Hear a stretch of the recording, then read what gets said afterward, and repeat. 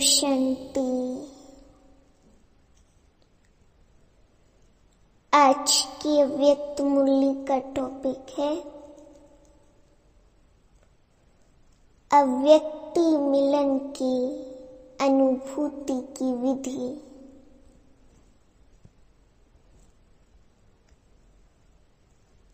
तारीख है 2 फरवरी 1969। बाप दादा कहते, प्रेम स्वरूप बच्चे, ज्ञान सहित जो प्रेम होता है वही यथार्थ प्रेम होता है।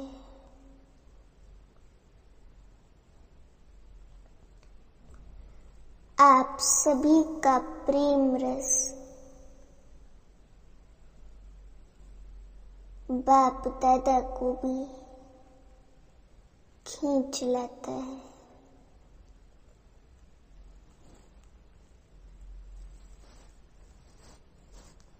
सभी बच्चों के दिल के अंदर एक आशा दिखाई दे रही है।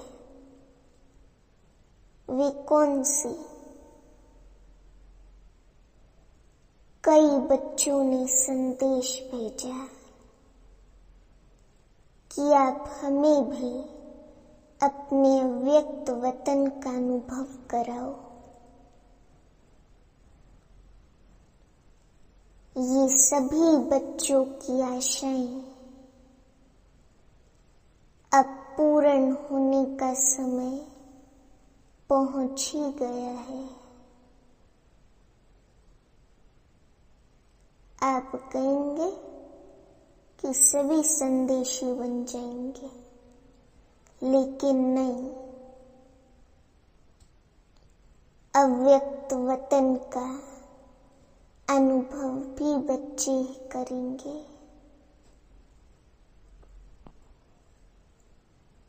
लेकिन दिव्य बुद्धि के आधार पर जो अब अलौकिक अनुभव कर सकते हो, वे दिव्य दृष्टि द्वारा करने से भी बहुत लाभदायक, अलौकिक और अनोखा है।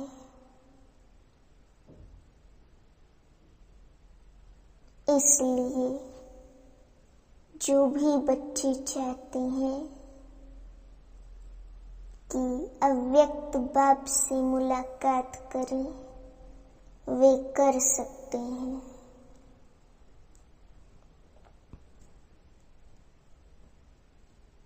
इसका तरीका सिर्फ यही है कि अमृत वेले याद में बैठो और यही संकल्प रखो कि अब हम अव्यक्त बाप दादा से मुलाकात करें। जैसे साकार में मिलने का समय मालूम होता था तो नींद नहीं आती थी, और समय से पहले ही बुद्धि द्वारा इसी अनुभव में रहते थे। वैसे अब भी अव्यक्त मिलन का अनुभव प्राप्त करना चाहते हो तो उसका बहुत सहज तरीका ये है, अव्यक्त स्थिति में स्थित होकर रूह रूहान करो तो अनुभव करेंगे कि सचमुच बाप के साथ बातचीत कर रहे हैं।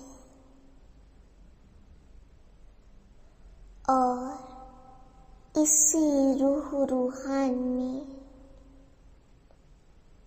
जैसे संदेशों को कई दृश्य दिखाते हैं, वैसे ही बहुत कोई गोपनीय रहस्य बुद्धि योग से अनुभव करेंगे।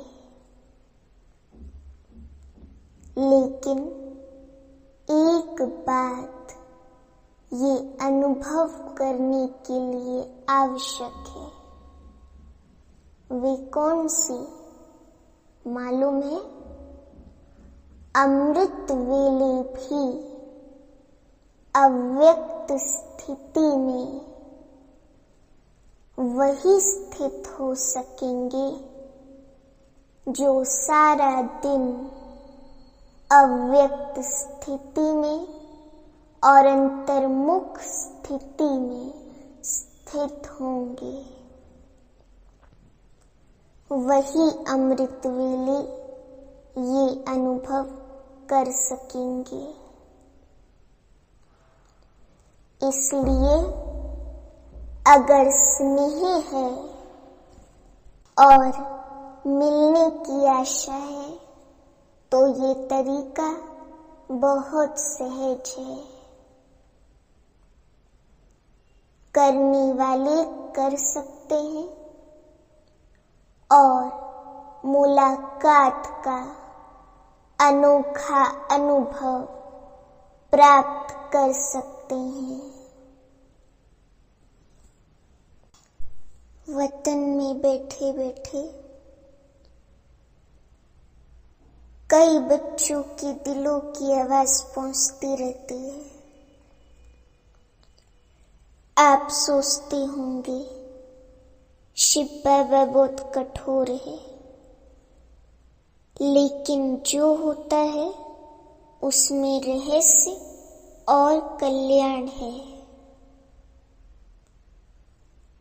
इसलिए जो आवाज पहुंचती है वे सुन करके हर्षाता रहता हूँ।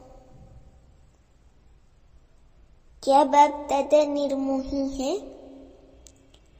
आप सभी बच्चे निर्मोही हो, निर्मोही बने हो, तो बाप दादा निर्मोही और बच्चों में शुद्ध मोह, तो मिलन कैसा होगा?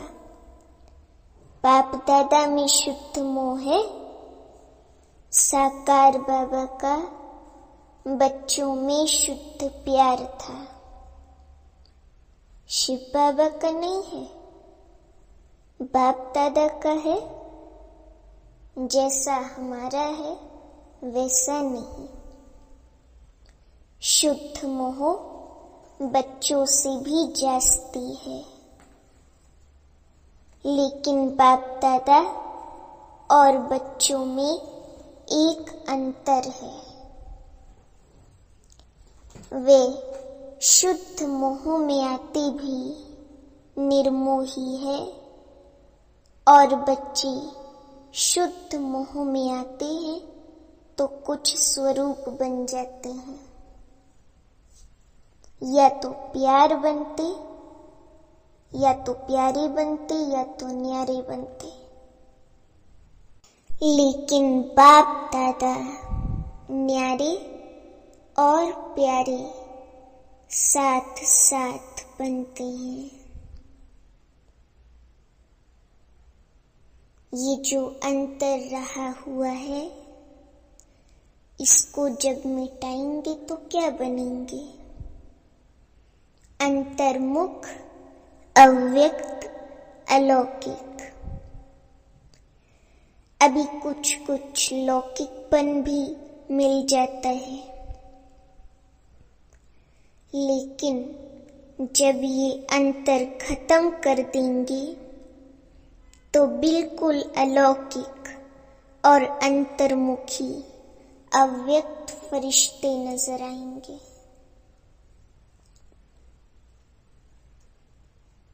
इस साकार वतन में रहते हुए भी फरिश्ते बन सकते हो। आप फिर कहेंगे, आप वतन में जाकर फरिश्ता क्यों बने, यहाँ ही बनते। लेकिन नहीं, जो बच्चों का काम है वे बच्चों को साजे, जो बाप का कार्य है वे बाप ही करते हैं। बच्चों को अब पढ़ाई का शो दिखाना है, टीचर को पढ़ाई का शो नहीं दिखाना है। टीचर को पढ़ाई पढ़ानी होती है, स्टूडेंट को पढ़ाई का शो दिखाना होता है। शो केस में शक्तियों को, पांडवों को आना है। बाप दादा तो है ही गुप्त। अभी सभी के दिल में यही संकल्प है कि अब जल्दी जल्दी ड्रामा की सीन चलकर खत्म हो। लेकिन जल्दी होगी, हो सकती है, होगी या हो सकती है। भावी जो बनी हुई है वे तो बनी ही रहेगी, लेकिन बनी हुई भावी में ये इतना नजर आता है कि अगर कल्प पहले माफिक संकल्प आता है तो संकल्प के साथ साथ अवश्य पहले भी पुरुषार्थ तीव्र किया होगा, तो ये भी संकल्प आता है कि ड्रामा का सीन जल्दी पूरा कर सभी अव्यक्त वतनवासी बन जाएं। बनना तो है, लेकिन आप बच्चों में इतनी शक्ति है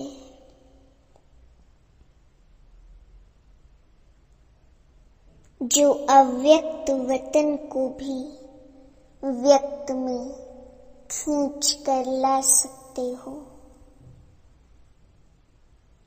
अव्यक्त वतन का नशा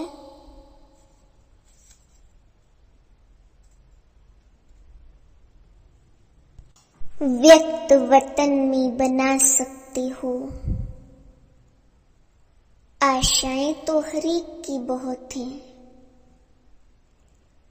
ऐसे ही पहुंचती हैं जैसे इस साकार दुनिया में बहुत बड़ी ऑफिस होती है टेलीफोन और टेलीग्राफ की, वैसे ही बहुत शुद्ध संकल्पों के तारे, शुद्ध संकल्पों की तारे वतन में पहुंचती रहती हैं। अभी क्या करना है, कई बच्चों के कुछ लोक संग्रह प्रति प्रश्न भी हैं, वे भी पहुंचते हैं। कई बच्चे मूंझते हैं कि साकार द्वारा तो ये कहा कि सूक्ष्म वतन है ही नहीं, तो बाबा कहाँ गए, कहाँ से मिलने आते हैं, कहाँ ये संदेश भेजते हैं, क्यों भोग लगाते हो, इसका भी राज है। क्यों कहा गया था, इसका मूल कारण यही है कि जैसे आप लोगों ने देखा होगा कि कभी कभी छोटे बच्चे जब कोई चीज के पीछे लग जाते हैं तो भल वे चीज अच्छी भी होती है, लेकिन हद से ज्यादा उस अच्छी चीज के पीछे पड़ जाते हैं तो बच्चों से क्या किया जाता है? वे चीज उनकी आंखों से छिपाकर ये कहा जाता है कि है ही नहीं। इसलिए ही कहा जाता है कि इसकी जो एक्स्ट्रा लगन लग गई है वे कुछ ठीक हो जाए। इसी रीति से वर्तमान समय कई बच्चे इन्हीं बातों में कुछ चटक गए थे, तो उनको छुड़ाने के लिए साकार में कहते थे कि ये सूक्ष्म वतन है ही नहीं। तो ये भी बच्चों की इस बात से बुद्धि हटाने के लिए कहा गया था, लेकिन इसका भाव ये नहीं है। लेकिन इसका भाव ये नहीं है कि अगर बच्चों से चीज छिपाई जाती है तो वे चीज खत्म हो जाती है। नहीं, ये एक युक्ति है चटकी हुई चीज से छुड़ाने की। तो ये भी युक्ति की, अगर सूक्ष्म वतन नहीं तो भोग कहाँ लगाते हो? इस रस्म रिवाज को कायम क्यों रखा? कोई भी ऐसा कार्य होता है तो खुद भी संदेश क्यों पूछवाते थे? तो ऐसे भी नहीं कि सूक्ष्म वतन नहीं है, सूक्ष्म वतन है, लेकिन अब सूक्ष्म वतन में आने जाने के बजाय स्वयं ही सूक्ष्म वतनवासी बनना है। यही बाप दादा की बच्चों में आशा है। आना जाना ज्यादा नहीं होना चाहिए, ये यथार्थ है। कमाई किसमें है? तो बाप बच्चों की कमाई को देखते हैं और कमाई के लायक बनाते हैं। इसलिए ये सभी रहस्य बोलते रहे। अभी समझा कि क्यों कहा था और अब क्या है। सूक्ष्म वतन के अव्यक्त अनुभव को अनुभव करो। सूक्ष्म स्थिति को अनुभव करो। आने जाने की आशा अल्पकाल की है। अल्पकाल के बजाय सदा अपने को सूक्ष्म वतनवासी क्यों नहीं बनाते? और सूक्ष्म वतनवासी बनने से ही बहुत वंडरफुल अनुभव करेंगे। खुद आप लोग अनुभव करेंगे, वर्णन करेंगे कि ये अनुभव और संदेशियों के अनुभव में कितना फर्क है। वे कमाई नहीं, ये कमाई भी है और अनुभव भी।